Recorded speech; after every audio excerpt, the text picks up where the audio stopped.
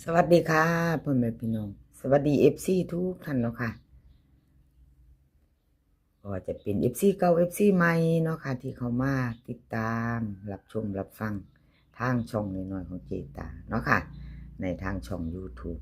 คลิปนี้เจตาก็จะวางแนวทางของฮานอยค่ะฮานอยมีทุกมือเนาะค่ะรูด3น้อยในช่องของเจตาพารวยรูด3น้อยเนาะค่ะเห็นอยู่นี่จะเป็นประวัติของเจปากแดงค่ะพี่น้องวันที่28เนาะที่ผ่านมาเจปากแดงเข้าไปอยู่รอบนึงอยู่เด้อค่ะพิเศษ3ตัวออก76056เนาะของเจปากแดงเข้าไปรอบนึงอยู่ค่ะเบิ่งประวัติเพิ่นจักหน่อยรอบเดียวค่ะนี่เข้าไป2รอบค่ะวันที่27 2รอบ28รอบหนึ่งเนาะค่ะเจ๊ปากแดงค่ะ FC เป็นจังใดได้ตามเพิ่นบ่น้อค่ะได้ตามเจ๊ปากแดงบ่น้อเพิ่นเดินอยู่เด้อค่ะเจ๊ปากแดงเฮามาไปต่อมื้อนี้ค่ะกับเจ๊ปากแดงกราบขอบคุญขอบคุณหลายๆเด้อค่ะเจ๊ปากแดงที่ให้แนวทางมาวางทางช่องเนาะค่ะแนวทางฮานอยค่ะมาไปต่อกับเพิ่นใหม่ค่ะมื้อนี้วิ่งรูด3น้อยวิ่งรูด4กับ5ค่ะ2ตัว4หาง46 47 51 50เบิ้ล44 55 3ตัว3หางค่ะ450 447 500ค่ะวิ่งรูดเพิ่นเด่น4ร่อง5ค่ะ2ตัวเน้น2หาง46กับ50ค่ะ3ตัวหางเดียวค่ะจีบปากแดงให้500ค่ะเอาแคปหน้าจอค่ะไว้จะไปต่อกับเจปากแดงเนาะแคปหน้าจอไว้รุ่นมือแรงค่ะรูด3น้อยจะมีรอบพิเศษ5โมงครึ่งปกติ6โมงครึ่ง VIP 1ทุ่มครึ่งค่ะมีทุกวันเนาะ5น้อยในช่องเจตาจะมี3น้อยเนาะค่ะรูด3น้อยทุกวันเนาะค่ะแคปหน้าจอเจ๊ปากแดงแล้วก็ไปต่อกันค่ะไปต่อ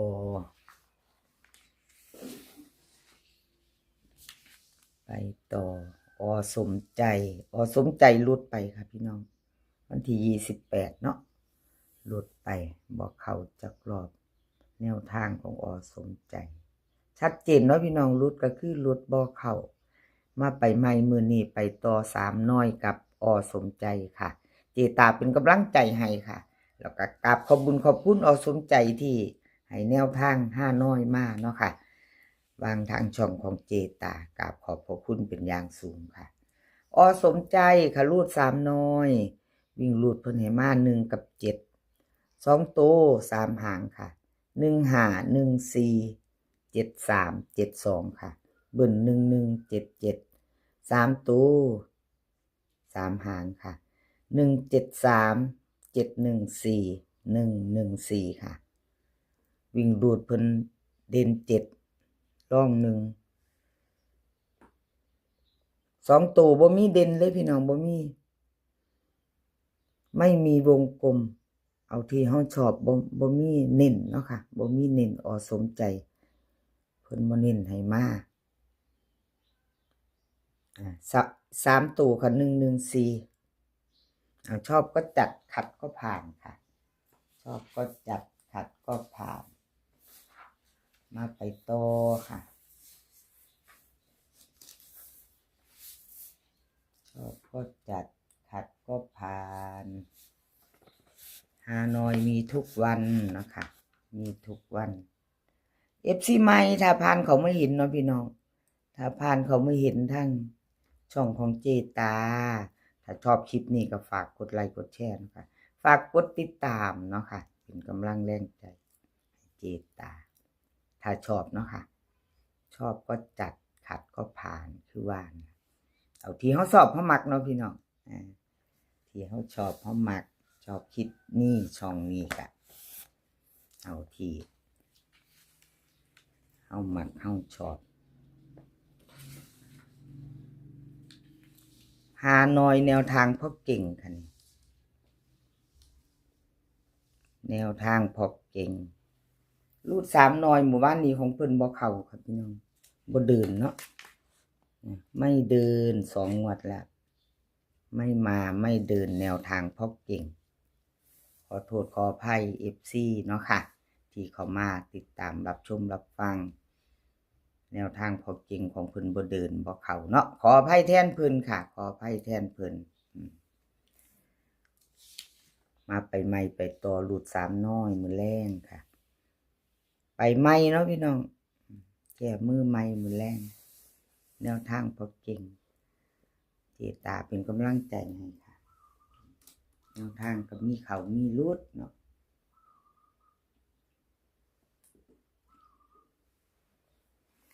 เลขทุกตัวเอามาวางเพื่อเป็นแนวทางค่ะโปรดใช้วิจารณญาณในการรับชมเป็นอย่างสูงเป็นเพียงแนวทางเนาะพี่น้องรุดไปกะกราบขอโทษขออภัยเนาะค่ะ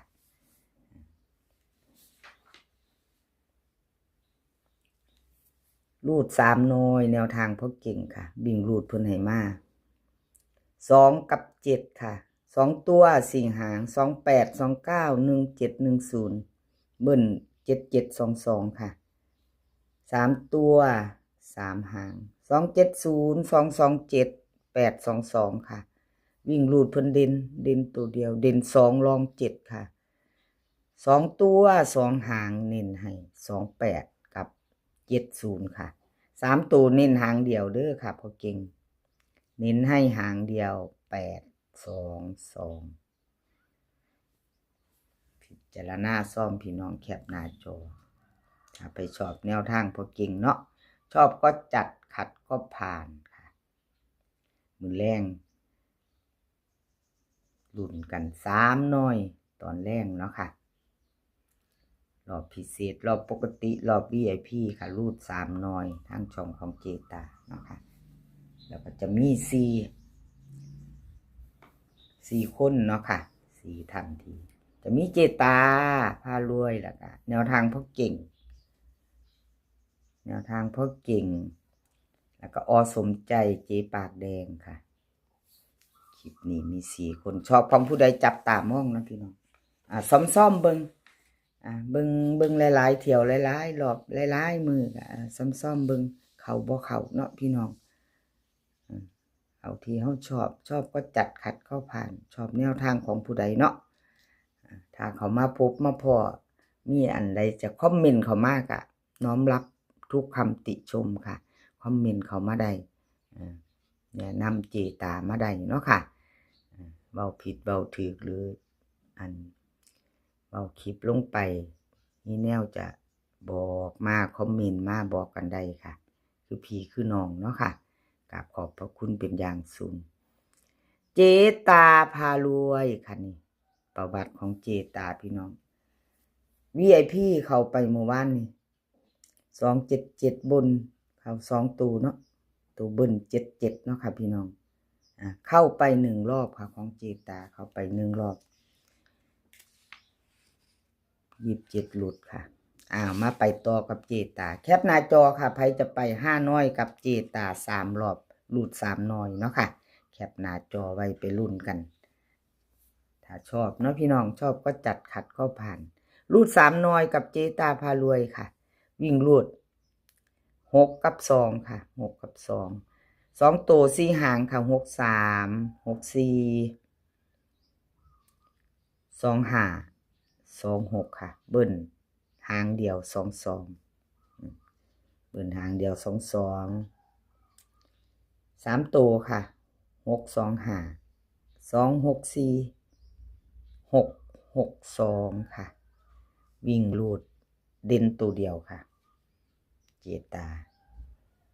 เด่น6ค่ะเด่น6ตัวเดียวร่อง2เน้น64 26 3ตัวค่ะ662หางเดียวค่ะเจตาเน้นให้ชอบกระจัดคัดกระพานเนาะค่ะกับขอบคุญขอบคุณ FC ทุกท่านที่เข้ามาเนาะค่ะอย่าลืมกดกระดิ่งแจ้งเตือนเด้อค่ะพี่น้องจะได้บ่พลาดคลิปใหม่ๆของเจตาเนาะกระดิ่งแจ้งเตือนลงคลิปไปปุ๊บก็จะได้เห็นปั๊บเนาะค่ะกระดิ่งแจ้งเตือนคลิปนี้ก็ขอให้พี่น้องโชคดีค่ะมื้อแรงกับรูด3น้อย กับเจตาเนาะโชคดีกันทุกคนแล้วก็ให้มีความสุขค่ะสุขภาพร่างกายแข็งแรงกันทุกคนเดินทางไปไสก็ขอให้ปลอดภัยค่ะเดินทางไปขอให้มีโชคกลับมาก็ขอให้มีชัยคลิปหน้าพ่อกันใหม่ค่ะคลิปนี้ก็สวัสดีค่ะ